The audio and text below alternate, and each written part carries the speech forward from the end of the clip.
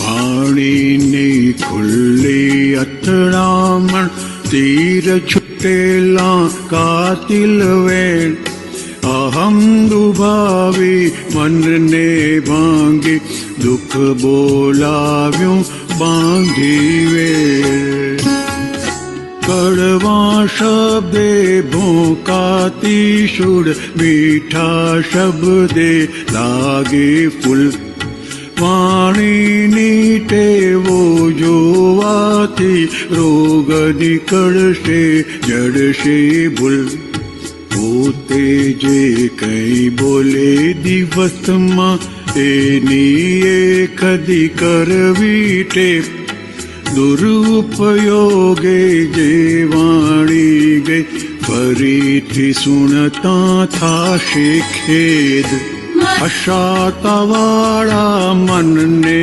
વાણી જેનું ખાશે તેનું જ ખોદે ત્યાં ખાશે ત્યાં ચરકી જાશે કાગો તો ઉપકારીનું ખોદે મનથી અશાતા મોઢે હતાશા જ્યાં ત્યાં કરશે ફરિયાદો દ્વેષ પ્રદોષણ હવા બગાડે ત્યાં તો પકડે રોગી માંદો એ જો દ્વેષે ભારી અશાંતિ વાણી મનથી ટીકાતુર ઈર્ષ્યાગ્નિથી જાતે બળતો બીજાને બાળે ક્રોધ પ્રચુર મન વચ કાયા વર્તે જુદા દ્રવ્ય હશે ત્યાં ભાવ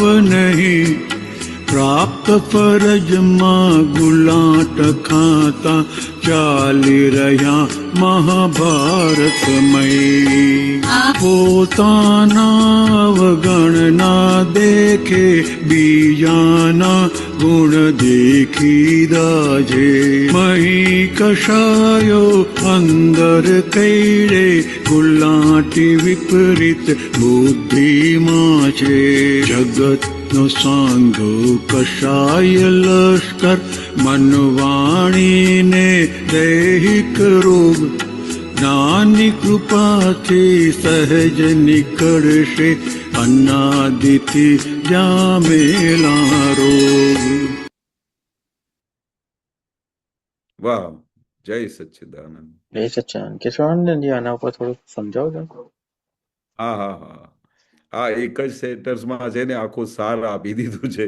હું જયારે છેલ્લી સેન્ટેન્સ વાંચી ને મેં કીધું આખા પદનું સાર અહીંયા આવી ગયું કે જ્ઞાની કૃપાથી સહેજે નીકળે, કે જ્ઞાની પુરુષની જે કૃપા થઈ જાય ને તે અહીંયા ઉપરથી લઈને નીચે સુધી જે કંઈ પણ લખ્યું છે ને એની કૃપાના ફળથી આખું અંતસ્કરણ બદલાઈ જાય. અનાદિથી જામેલા રોગ, કેટલા કે આ ભવનો રોગ નથી, અમે કેટલા બધા ભવના રોગ લઈને જોડે આવેલા છે. તે ખાલી અમારી કેટલી બધી પુણ્ય છે કે અમારે અનાદિકાળથી જામેલા જે રોગો બધા આપણે જોડે લઈ આવેલા તે જ્ઞાની કૃપાથી સહજ રીતે બધું ખલાસ થઈ ગયું. બાકી અનાદિકાળના રોગો કાઢવા કંઈ સહેલા નથી. અનાદિકાળના જે રોગ ભરીને લાવ્યા હોય, ક્રોધમાન માયા લોભ રાગ દ્વેષ, આ બધા જે જાત જાતના અંદર બધા કશાયો ભરીને લાવ્યા હોય, આ તો એ બધા આ જ્ઞાનીની કૃપાથી ખાલી એની કૃપા થાય ને તો સહજ રીતે હળહળાટ ભાગી જાય એવા છે. તો આ જગતનો સાંધો કેવો છે કે કશાય, આખો લશ્કર કશાયથી ભરેલું છે, આખું જગત કશાયોથી ભરેલું. અને બીજું કંઈ ખાલી કશાયો નથી, પછી મનનો રોગ, વાણીનો રોગ, કાયાના રોગ, જાત જાતના રોગ બધા ભરીને લાવેલા. આવા બધા રોગો ભર્યા હોવા છતાં પણ એક પણ રોગ આપણે અડતું નથી. આ જ્ઞાનીની કૃપાનું ફળ છે. નિરંતર જાગૃતિ રહે છે, નિરંતર છૂટાપણું રહે. પછી આમ દેખાય કરે કે ભાઈ આ કોને રોગ લાગ્યો છે, આ કોના બીમારી છે, આ કોની વીકનેસ છે. બાકી દુનિયાનો નિયમ શું કહે છે કે ભાઈ દરેક માણસ શું કહે કે પોતાના અવગુણ તો કોઈ દેખે જ નહીં. નિયમ કેવું છે, કોઈ પણ માણસ પોતાના અવગુણ દેખે નહીં. અને પછી હવે એટલું તો ખરું કે ચલો પોતાના ભાઈ ગુણ દેખાતા નથી, પણ કોઈ બીજાના ગુણ હોય ને તો પછી એને એ બી ગમે નહીં. ચાલું આ કેવું આવી રીતે એ બી દજાઈ જાય. એટલે કેટલું બધું આપણે જાત જાતનું ભરીને લાવેલા છે. નિષ્પક્ષપાતી તો થયા જ નથી. આ તો દાદાની કૃપાથી આપણે કે આટલા સારા ગુણવાળા હોય ને તો દાદા બહુ વખાણ કરતા હતા. હા, આ જુઓ ને, આ કેટલી બધી જાગૃતિ રહે છે એમને. ખાલી એટલું એક વાક્ય બોલતા હતા ને તો મહિનાઓ સુધી રાત્રે ઊંઘ નહોતી આવતી કે દાદા સલો શું વખાણ કરી, મને આવી સરસ જાગૃતિ રહે છે. પણ આપણે તો બીજાને જાગૃતિ હોય ને તો એ એમને દાજ્યા કરે, આ સંસારનો નિયમ છે. પણ આ મહાત્માઓનો નિયમ કેવું કે એમને ખૂબ આનંદ થાય કે આ કેવી ગજબની દાદા, મને તમારા જેવી જાગૃતિ આપો દાદા, જેવી જાગૃતિ એમને રહે છે. આપણે દરેક બધા મહાત્મા આવીને વાત કરે દાદાને કે દાદા મને તો દિવસ રાત તમારા જ દર્શન થયા કરે, 24 કલાક દાદા ભૂલાતા નથી. દાદા તમે મારા સપનામાં બી આવીને મારું બધું કામ, તો બધા દાદા અંદર ખુશ થાય. દાદા મને બી આવું કરી આપો ને, મને દાદા કેમ સપનામાં આવતા નથી. બસ જે દિવસે આવું બોલે ને તો એ જ દિવસે રાત્રે દાદા સપનામાં આવી જાય.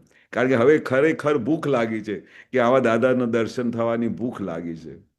એટલે દાદાને જ્યારે બી આમ ભૂખ લાગે ને મહાત્માને, તે દાદા હાજર થઈ જાય. આમ યાદ કરે ને દાદા કે વિરહ લાગ્યા જે દિવસે મહાત્માઓને, દાદાના વિરહ લાગે ને તો તે જ દિવસે દાદા દર્શન આપી જાય. બોલો એવા છે કે આ કેવી ગજબની વસ્તુ છે કે આપણે જુદા, આ મન વચન કાયાથી જુદા, દરેક વસ્તુમાં કોના દોષ થાય છે, કોણ તું છે, બધું દરેક વસ્તુ, મન શું છે, દરેક અવસ્થામાં જુદાપણું દાદા કરી આપે છે. તમારી તૈયારી જોઈએ. દાદા શું કહેતા હતા કે તમારી તૈયારી જોઈએ, બાકી અમે તમે બધું આપવા માટે અહીંયા બેઠા છે. આ બહુ સરસ વસ્તુ છે. અશાતાવાળા મનની વાણી, જેનું જેનું ખાશે તેનું જ ખોદે. હાલો, જેનું તમે ખાઓ છો એનું જ બધી ખોદ કરો છો, એને જ બધું ઊંધું. આ બધા સંસારની બધા જે સંસારની દાદાની કવિરાજે શું લખ્યું છે કે સંસારમાં લોકો કેવી રીતે રહે છે, સંસારના નિયમો શું છે. પણ આપણે આપણી સભામાં, આપણે મહાત્માઓની સભાના નિયમો જુદા છે, દાદા ભગવાનની સભાના નિયમો જુદા છે. આપણે દાદાને સભાના કેવા નિયમો કે કોઈ પણ વસ્તુને કોઈની આપણું અવગુણ હોય ને તો એને ઢાંકી દે, એને ખુલ્લું ના કરે બધાની પાસે. એ દાદા અમને શીખવાડતા હતા કે આપણે કોઈ અહીંયા પ્રતિક્રમણ કરે દાદાનું કે ખુલ્લું કર્યું હોય ને તો પછી બહાર જઈને વાત ના કરે કોઈને. એટલા બધા દાદા શીખવાડેલું કે ભાઈ આપણે કેવી રીતે રહેવાનું, એમના માટે કેટલું બધું ભાવ કરવાનું, એના માટે દાદા માટે પ્રાર્થના કરવાની કે દાદા એમની આ વીકનેસમાંથી એમને બહાર કાઢો. એટલે આ વાણીની ટેવો જોવાથી રોગ નીકળશે, જડશે બોલ. આપણી આ વાણીની જે તમે ઓબ્ઝર્વેશન રાખો ને કે ભાઈ આ કેવી રીતે વાણી નીકળે છે, આ આપણે હિતમિત પ્રીતવાળી છે કે નથી, કે આને તમે ઓબ્ઝર્વ કરો ને તો એ બધા રોગ નીકળી જાય. એટલી બધી દાદા કહે ને કે તમે તમારી વસ્તુ પર ફોકસ મારો કે એની અંદર શું શું બધું માલ ભરેલું છે, અને જ્યારે જે દિવસે તમને એની ઓળખાણ પડે ને તો તે દિવસે એ ઘર ખાલી કરીને. પણ આ તો શું છે, પકડાતું નથી એટલે ઘરમાં બેઠા છે. પણ જે દિવસે તમે એમના પર ફોકસ કરો ને તો બધી વસ્તુઓમાંથી બહાર નીકળી શકે છે. એવું છે. સરસ. આપણે હા. ટાઈમ પણ થઈ ગયો છે. ત્રિમંત્ર લઈશું. હા.